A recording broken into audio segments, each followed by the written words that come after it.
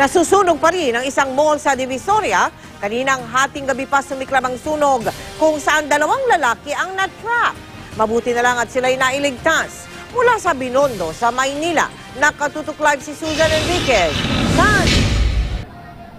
Mel, nasa Task Force Charlie pa rin ang sunog dito sa Divisoria Mall sa Binondo, Maynila. Nagsimula ito kaninang pasado alas 12 ng hating gabi.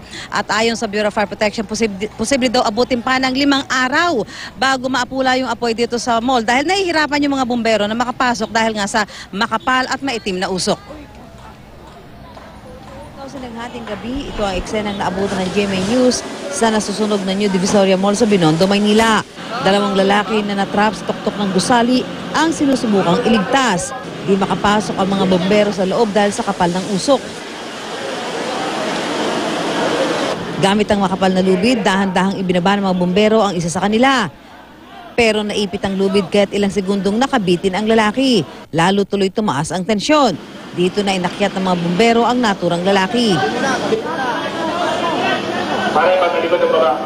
Mas mabilis namang nakababa ang isa pa sa mga natrap na biktima.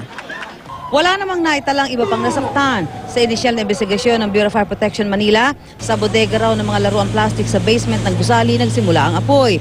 Dahil kulob ang gusali, naipon daw ang init sa loob kaya kumalat agad ang apoy. Iniimbestigahan din ng Bureau of Fire Protection kung sinadya ang sunog. Iba at ang gwardiya ayaw magpapasok ng bumbero kaya medyo natagalan din entrada. Kaya yun ang bine-verify ngayon. Kasi kung nagkaroon yun, violation yun ng fire code, obstruction yun. Hindi pa patukoy ang halaga ng mga nasunog. Sa ngayon, wala pa ng mga balak ang mga bumbero na itaas ang alarma at mananatili ito sa Task Force Charlie dahil ito ay tinatawag na confined fire o nasa loob lang ng gusali yung sunog. Pero nakikita natin ngayon na paminsan-minsan ay dumidila yung apoy dito sa ibaba at ikalawang palapag ditong gusali habang itong mga bumbero ay patuloy na binobomba dahil sabi nga nila, ito'y para hindi na ito makapagdamay pa ng ibang mga katabing establishmento. At hanggang sa ngayon ay inaalam pa rin ng mga bumbero kung ano ang pinagmula ng sunog. Mel? Pero saan, bakit daw 5 araw pa aabutin bago maapula yung sunog? Kasi Mel, hanggang ngayon talagang hindi sila makakapasok. Ano? Itong buong gusali talagang apektado na. May mga kumbaga gumuho na doon sa loob. Ano? So, yun pa lang yung time na inaasahan nila na magkakaroon ng clearing. Kasi napapagod din yung mga bumbero. Actually, kung makikita mo rito, nahihirapan din yung mga bumbero na makapasok dahil makikita yung mga kalsada. So, yung 2 to 5 days, yun ay talagang conservative estimate na nila na magiging safe na kung sakaling papasok na yung mga nagninegosyo dito sa loob ng nasusunog na mall. Mel? Ha? Pwede pang magamit yung gusali kung sakali? Saan?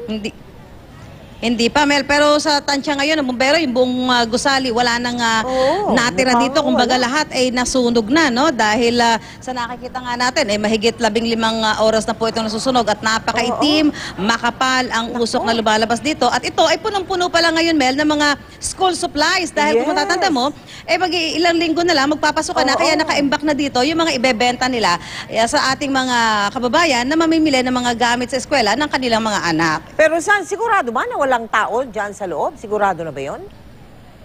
Well, sinasabi ng mga bumbero na maliban daw sa dalawang nailigtas, wala naman daw ibang na-trap pa at wala naman silang natatanggap ang report at nagsasabi na may mga nawawala silang kasamahan o mga kamag-anak dito sa nasusunog na gusali. Mel? Hari nawa naman. Maraming salamat sa iyo, Susan Enriquez.